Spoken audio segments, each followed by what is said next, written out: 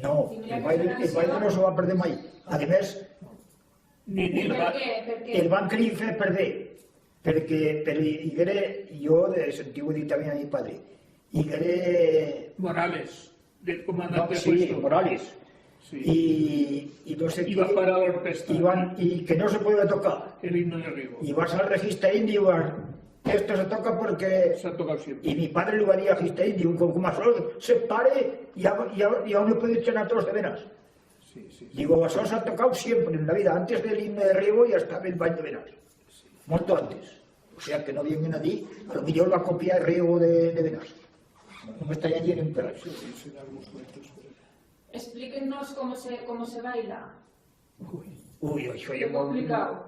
Es complicado, pues si hay... Solo los hombres. Els homes pues, se ballen, pues, se posen en rastra, els homes. Els quatre mayordoms lleven un ramo a la cabeza. Y se eligen cada any, els quatre mayordoms. Cada mayordomo saque un...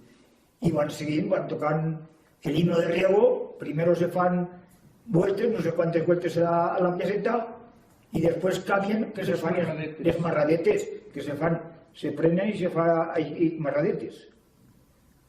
Y quan cada vegada més a prisa, hasta que se fa alrededor, antes no lo sacaban al santo, ahora sacan el santo allí y se vaya alrededor del santo, y cuando se acabe que se va deprisa, al acabar se levanta el mayordomo, el primer mayordomo o eso, se levante y se acabe.